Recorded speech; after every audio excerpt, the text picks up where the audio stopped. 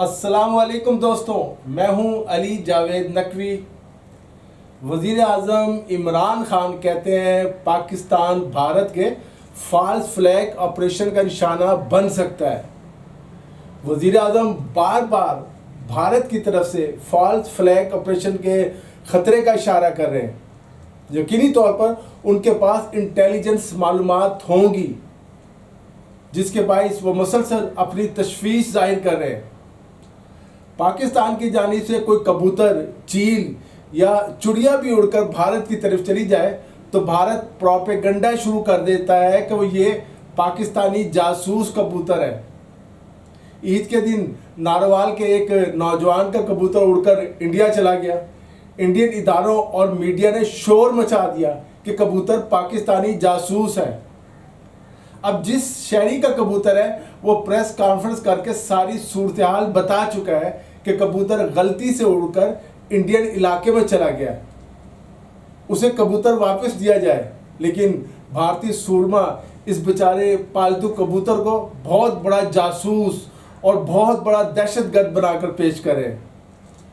کبوتر یا کسی اور معاملے کو بنیاد بنا کر بھارت نے پاکستان یا آزاد کشمیر کے اندر ایسی کوئی بھی کوشش کی تو اس کا سیدھا سا مطلب پاکستان پر حملہ ہے، اور پاکستان لازمی اس کا جواب دے گا۔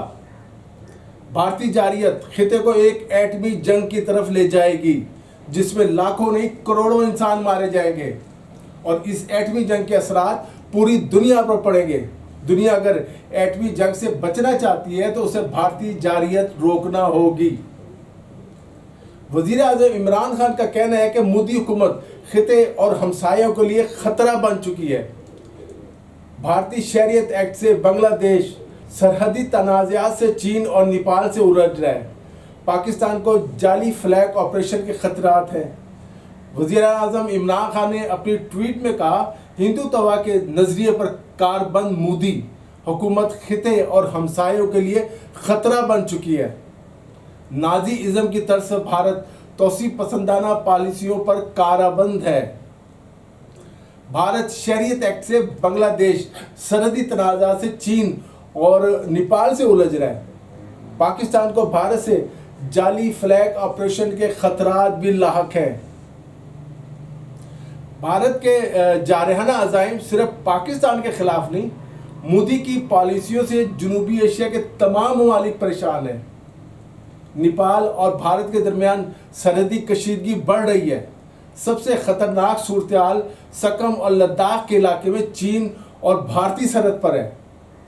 چین نے سکم کے علاقے کو اپنے کنٹرول میں لے کر اپنا جھنڈا لہرا دیا ہے۔ بھارتی فوجوں کو پسپائی ہوئی ہے، شرمندگی ہوئی ہے، اور وہ پیچھے ہٹنے پر مجبور ہو گئے ہیں، وہاں بھاگ گئے اپنی پوزیشن چھوڑ کے۔ اب دونوں ملکوں نے اپنی اپنی فوجوں کی تعداد میں اضافہ کر دیا ہے اور گولہ بارود بھی پہنچا دیا ہے۔ ایسا لگ رہا ہے بھارت امریکہ کے کہنے پر چین اور پاکستان پر دباؤ ڈالنے کی کوشش کر رہا ہے، لیکن یہ کوشش اسے الٹی پڑ گئی ہے۔ امریکہ نے ایک طرف خود چینی سمندروں میں جارحیت شروع کر دی ہے تو دوسری طرف بھارت کو بھی اکسا رہا ہے کہ وہ چین پر حملہ کر دے۔ اس وقت صورتحال یہ ہے کہ بھارت اور چین کی افواج مشرقی لداخ میں حقیقی کنٹرول لائن پر متعدد مقامات پر ایک دوسرے کے سامنے آ گئی ہیں، جس کی وجہ سے 2017 کے ڈوکلام بحران کی طرح کا ایک بہت بڑا فوجی ٹکراؤ جو ہے اس کا خدشہ پیدا ہو گیا۔ بھارتی فوج اس وقت حیرت زدہ رہ گئی جب 5 مئی کو تقریباً 5000 چینی فوجی گولوئین وادی میں داخل ہو گئے۔ 12 مئی کو اسی طرح کے ایک دوسرے واقعے میں بھی تقریباً اتنی تعداد میں چینی فوجی پیونگ یونگ جھیل سیکٹر میں بھی پہنچ گئے۔ جنوبی لداخ کے ڈیم چوک اور شمالی سکم کے ناکولا میں بھی چینی فوج داخل ہو گئی ہے۔ صورتحال بےحد کشیدہ ہے۔ چین کا موقف ہے کہ اس نے بھارتی جارحیت کے جواب میں یہ قدم اٹھایا ہے۔ دونوں ملکوں کی افواج کے درمیان بات چیت، مذاکرات نہیں ہو رہے۔ بھارتی فوج چینی فوج کے مقابلے میں ٹڈی دل ثابت ہوئی ہے۔ بھارتی فوجی افسران اور حکمران پریشان ہیں، انہیں سمجھ نہیں آ رہی وہ کیا کریں۔ دنیا کو کیسے بتائیں کہ بھارتی فوجی چینی فوجوں کا مقابلہ کرنے کے بجائے بھیگی بلی بن کر بھاگ کھڑے ہوئے ہیں۔ بھارت اب ترلے کر رہا ہے کہ میرے علاقے کو خالی کر دو۔ اس سے پہلے مشرقی لداخ میں صورتحال اس وقت تشویشناک ہو گئی تھی جب 5 مئی کو پیانگ یونگ جھیل علاقے میں بھارت اور چین کے تقریباً 250 فوجیوں کے درمیان جھڑپ ہو گئی تھی۔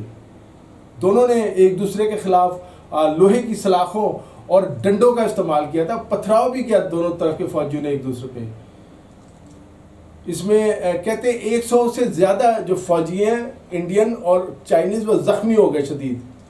اسی طرح کا ایک واقعہ جو ہے وہ 9 مئی کو سکم میں کے علاقے نکولا درہ میں پیش آیا تھا، جب بھارت اور چین کے تقریباً 150 فوجی آمنے سامنے آ گئے تھے، اور اس میں بھی درجنوں فوجی زخمی ہو گئے تھے۔ جو عالمی میڈیا کی طرف سے خبریں آ رہی ہیں ان کے مطابق بھارتی آرمی اور نیم فوجی دستے انڈو تبتن بارڈر پولیس کی ایک گشتی پارٹی کو چینی فوج نے پکڑ لیا تھا، لیکن انہیں بعد میں چھوڑ دیا۔ اب بھارتی میڈیا شرمندگی سے بچنے کے لیے اس خبر کو پی گیا۔